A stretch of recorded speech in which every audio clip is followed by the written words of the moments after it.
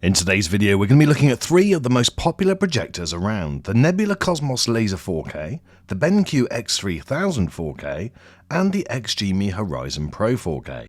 Don't forget to hit the red button to subscribe and give this video a thumbs up and click the notification bell to get my next video first. Now, many of you have been asking for this comparison video, and I'm very happy to bring it to you. I just want to point out that I'm not being asked to say anything good or bad about any of these three projectors, and all of the thoughts expressed will be my own. Now, I have done individual reviews on all three of them, and the links will be in the description for you to check those out for yourself, so head over if you want more info on any one projector. Now, when it comes to connections, well, in my opinion, the BenQ X3000i wins. It has two HDMI ports, plus it's also got the built-in dongle. It also has a 12-volt trigger, a USB, an optical audio serial port, and audio jack. Closely followed by the XGIMI Horizon Pro 4K with two HDMI, two USB, a LAN port, and an audio out. And then, thirdly, it's the Nebula Cosmos Laser 4K with just one HDMI port. The XGIMI Horizon Pro 4K has all of the software built in. There's no external dongle needed at all, whereas with both the Nebula and the BenQ you do have to install a media stick. Now, these do work well and they are concealed, however I just feel that paying this much money you shouldn't need to have to do this. Setting up these projectors is very different to how it used to be. Well, with two out of the three anyway. With the XGIMI and with the Nebula you do get some smarter features. This with the XGIMI, for instance, it's got automatic screen detection and it's got automatic obstacle avoidance. And effectively what that means is it throws out that light, it shows you that there is a screen there, it detects the screen, and therefore it gives you a precise fit to the screen, and then you can tweak it. The obstacle avoidance setting is also very smart. Here I've positioned my light in the way of the screen, and what the XGIMI Horizon Pro does is throw out the light, it detects that there's something in the way, and it automatically adjusts the screen. Now, this could be useful if you've got a wall with a door or a window and you're wanting to avoid those, and it gives you a better screen size, the most appropriate for your location.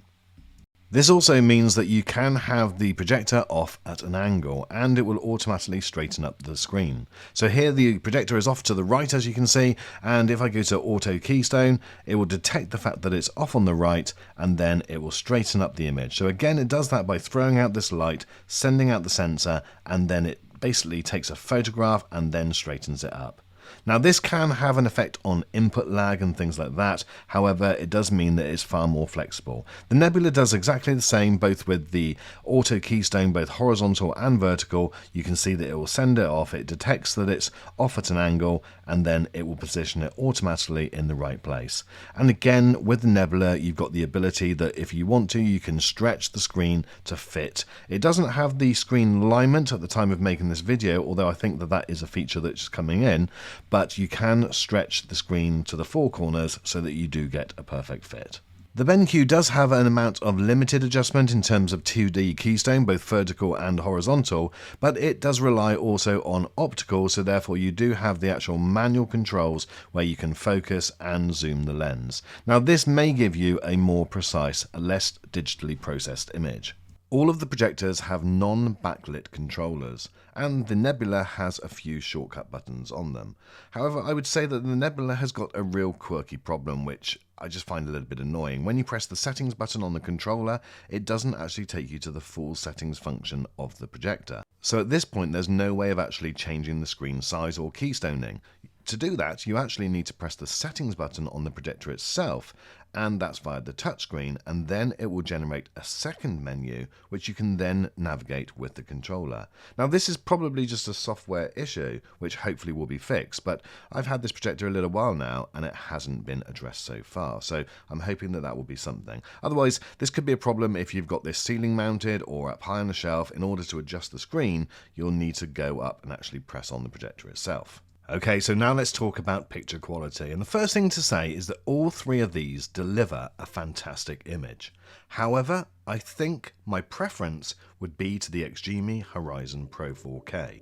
I think from operating these three projectors over the course of a few weeks, that is the one which just nothing really bugs me about it. Everything seems to work well, it's got lots of customization. I did have to dial back the blues a little bit because originally the blues were just a little bit too intense.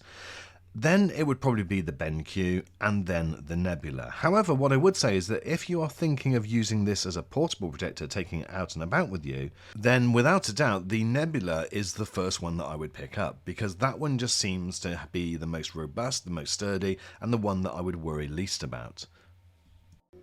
So when it comes to gaming, again there is just one clear winner. The BenQ is designed as a gaming projector, and that has incredible input lag, and it is probably one of the best projectors I've ever seen for gaming. However, I do have to say that the XGIMI again doesn't do a bad job.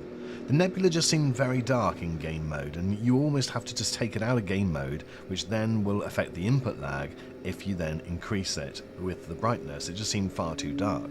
So again, if you're going to be spending the majority of your time gaming, well then the BenQ is the one to go for. But again, if you're wanting an all-rounder, again everything points to the XGIMI. But, you know, what do you think so far, guys? Now this next scene is taken obviously from a movie. It's in a pitch black room as well, so this is as best as it's going to get with any of these projectors. Now I do think that the XGIMI does give you more shadow detail. The BenQ is also a nicer image, and also it's not bad on the Nebula. But again, overall, looking at all three of them, I think the one that I'm drawn to the most is the XGIMI. All three of these pictures are in user mode, and I've really tried to get the best possible picture on every one of these projectors. What do you think? Which one is your preference out of these three? And finally, I've done this scene so that you can see not only the black level detail, but also the vibrancy of the colors. Now, what I think on this one is that the Nebula seems to handle blacks really well, but again, it's a slightly darker image. The BenQ has exceptional colors, but the black levels are a little washed out. But again, the XGIMI, for me, does the best balanced job of giving vibrant colors, but also a very good job on the black levels. Okay, so now it's going to be quite hard for me to summarize. For me, the reason why I'm choosing the Horizon Pro 4K is because I really want a projector which is more of an all-rounder. And so therefore, that is the one for me that fits the bill. If you're more into gaming, then definitely head towards the BenQ, because that is the best gaming projector, but it also does a great job of the other things. And the Nebula, if you're ever going to be moving this and it's going to be portable, or you want something where you don't have to put anything else into it at all and still have Netflix working out of the box, then something like that is going to be perfect. Now I do have to say, guys, is if any one of these projectors was my main projector and I had to live with it for the rest of my life, I would be delighted. And so therefore don't think that I'm favouring one over the other. Really, what I suggest you do is analyse your usage and then make your decision.